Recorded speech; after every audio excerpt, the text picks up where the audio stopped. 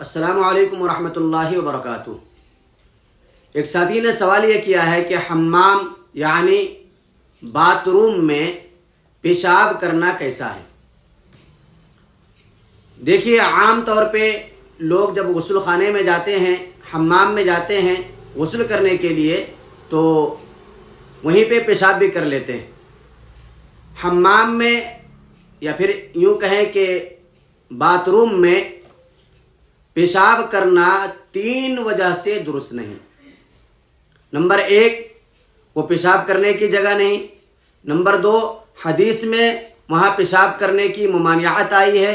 اور نمبر 3، حمام میں پیشاب کرنے سے وسوسے کی بیماری پیدا ہوتی ہے۔